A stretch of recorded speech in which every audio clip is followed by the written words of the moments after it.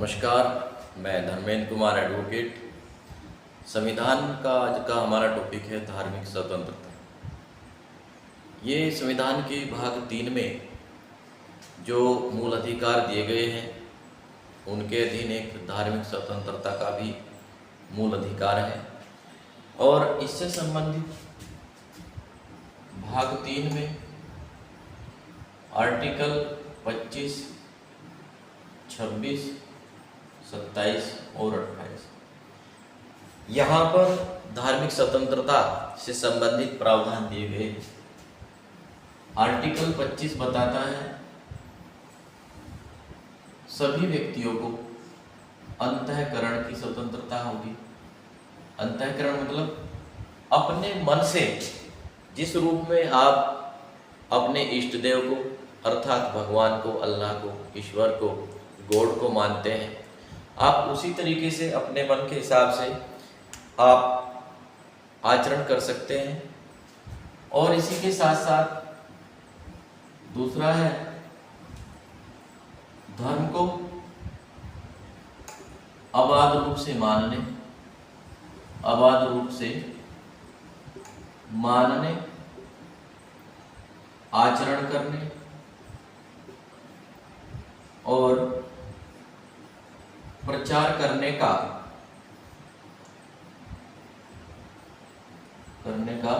समान अधिकार, यानी कि भारत में रहने वाले व्यक्ति को अंतःकरण का और धर्म को अबाध रूप से मानने का, आचरण करने का और प्रचार करने का समान अधिकार है। और यह अधिकार आप लोक व्यवस्था, सदाचार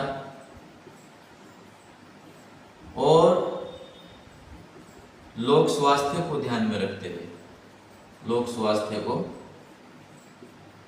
ध्यान में रखते हुए या संविधान के अन्य उपबंधों को ध्यान में रखते हुए धार्मिक स्वतंत्रता के अधिकार का उपभोग कर सकते हैं।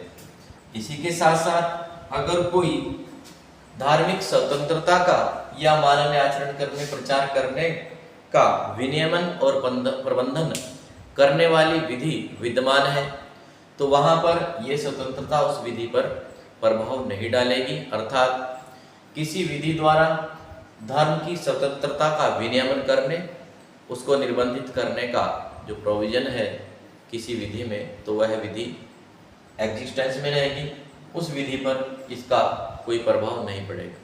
दूसरी बात, राज्य भी धार्मिक स्वतंत्रता का विनियमन करने, निर्बंधन करने के लिए विधि बना सकता है और राज्य पर विधि बनाने पर इस स्वतंत्रता का कोई प्रभाव नहीं पड़ेगा। यानी कि लोक व्यवस्था, सदाचार, लोक स्वास्थ्य और विधि द्वारा धर्म का विनियमन करने के लिए राज्य स्वतंत्र है। यहाँ पर मानने वाली बात है तो सिख धर्म के विषय में कहा गया है कि सिख धर्म का कृपाण धारण करना, उसको लेकर के चलना मानने का एक भाग माना जाएगा, अंग माना जाएगा। दूसरी बात, हिंदू धर्म की जो सार्वजनिक व्यवस्था, सार्वजनिक स्तर की संस्थाएं हैं, उनमें हिंदू धर्म के सभी अनुभागों को प्रवेश करने का अधिकार है। अर्थात हिंदू धर्म की संस्थाओं में हिंदू धर्म के प्रत्येक अनुभाग को अथवा वर्ग को जाने का, उसमें भाग लेने का अधिकार है। ये था आर्टिकल 25। नेक्स्ट बात करते हैं हम आर्टिकल 26 की।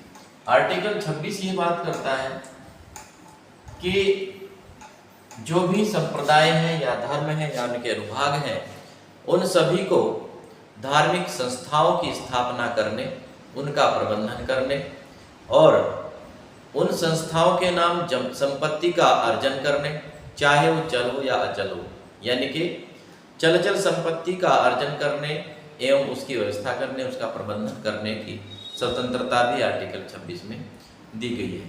आर्टिकल 27 बात करता है कि धर्म के अभिवृद्धि के लिए, धर्म के प्रयोजनों के लिए किसी व्यक्ति को कर देने के लिए बाध्य नहीं किया जाएगा। नेक्स्ट, यदि ऐसे करों के माध्यम से या धार्मिक कर लगाकर किसी धर्म की अभिवृद्धि की जाती है, या ऐसे कर के द्वारा इकट्ठा हुई निधि से किसी धर्म की वृद्धि की जाती है, तो ऐसे कर देने के लिए बाध्य नहीं किया जाएगा, व्यक्ति स्वतंत्र रहेगा कर न देने के लिए। नेक्स्ट बात करता है, ये भी 27 कर न देने की बात थी आर्टिकल 27 में, और आर्टिकल 28 बात करता है यदि राज्य निधि से सहायता प्राप्त या राज्य निधि द्वारा वित्त पोषित कोई संस्था है तो उसमें धार्मिक शिक्षा नहीं दी जाएगी। दूसरी बात यह है, अगर किसी संस्था की स्थापना ही धार्मिक शिक्षा देने के लिए स्थापित की गई है या बनाई गई है तो वहाँ पर धार्मिक शिक्षा देने से मना नहीं किया जाएगा, भले ही ऐसी संस्था का प्रबंधन या प्रशासन राज्य कर रहा हो।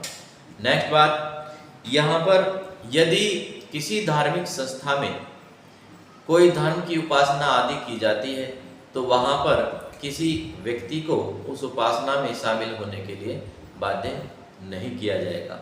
ये था आज का हमारा धार्मिक स्वतंत्रता से संबंधित टॉपिक। इसका ऑल ओवर या कह सकते हैं कुल मिलाकर के बात यह है कि प्रत्येक व्यक्ति को अपने धार्मिक या अंतःकरण को मानने, आचरण करने की और प्रचार करने की स्वतंत्रता है, लेकिन विधियों के अधीन रहते हुए और संविधान में दिए गए अन्य प्रोविजन के अधीन रहते हुए आप अपनी धार्मिक स्वतंत्रता का उपभोग कर सकते हैं, संस्थाओं की स्थापना कर सकते हैं, प्रबंधन कर सकते हैं, और यहाँ पर किसी को भी किसी धार्मिक संस्था या अन्य धर्म के संबंध में और उसको मानने के संबंध में बाध्य नहीं किया जाएगा। ये था आज का हमारा छोटा सा टॉपिक धार्मिक स्वतंत्रता के विषय में। इसके संबंध में कई केस लॉ हैं, तो इनके संबंध में हम तभी बताएंगे जब केस लॉ स्टडी करेंगे, और हम उसके संबंध में लेक्चर बना करके आपको बताएंगे। अधिक जानकारी के लिए या संविधान को संपूर्ण रूप से पढ़ने के लिए चैनल को सब्सक्राइब कर लें, और चूंकि सभी को संविधान के बारे में जानकारी हो इसके लिए आप चैनल को शेयर भी करें और कमेंट में अपने सुझाव भी दें। नमस्कार, धन्यवाद।